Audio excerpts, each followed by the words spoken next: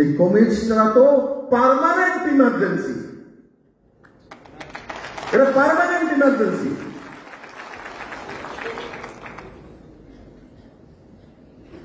এদের কোন স্থান নেই, কারণ এরা সংবিধানকে মানেই না। এরা ত্রিপুরাতে পার্মানেন্ট ইমার্জেন্সি করে রেখেছিল প্রায় 35 বছর শাসনকালে। মানুষের বলার অধিকার নেই, মানুষের কিছু করার অধিকার নেই। তারা যে বলবে তাই করতে হবে। আমরা ইমার্জেন্সির বিরোধ কেন করি?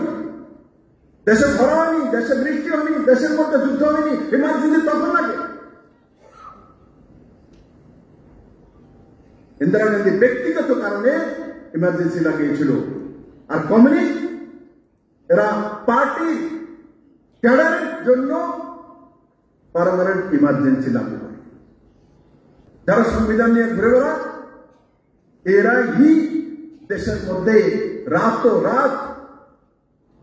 ইমার্জেন্সি লাগু করেছে। সংবিধানের মধ্যে আর্টিকেল 38, আর্টিকেল 39, আর্টিকেল 42 নির্মমভাবে লাগু করেছে, যার অধিকার ছিল না তার কাছে। এরা সংবিধানের কথা বলে, সিপিএম বিপদ বললেই সংবিধানের কথা বলবো, আর নাইলে জিজ্ঞাসা করলে না, দেশের কোন সীমানা নেই, রাষ্ট্রের কোন কল্পনা নেই। যখন বিপদ বলবো তখন সংবিধান পেয়ে গেছে।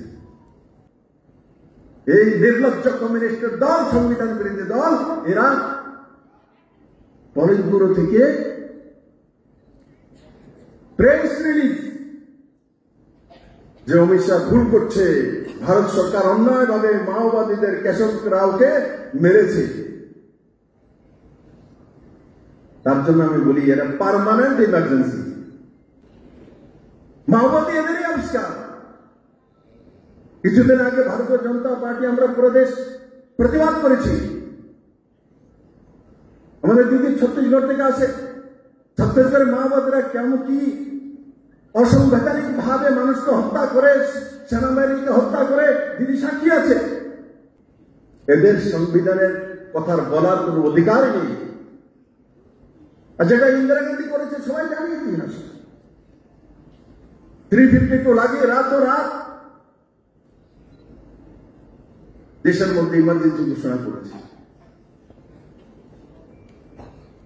আর এগুলো আমরা বারবার কেন বলি, কেন সংবিধান হত্যা দিবস পালন করি?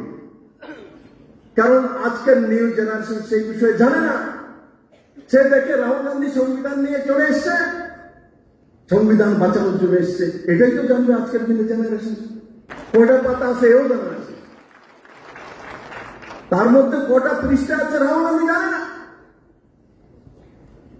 ওনারা যে জিজ্ঞাসা করেছিল পার্লামেন্টে, লোকসভার মধ্যে, দিদির আমি তো লোকসভাতে আছি, বলে কটা পাতা আছে এও তো জানে না সংবিধান নিয়ে ঘুরে। তার দাদি সংবিধানের সত্যানাশ করেছে, আর তার পোতা সংবিধান লিয়া সংবিধান শিখে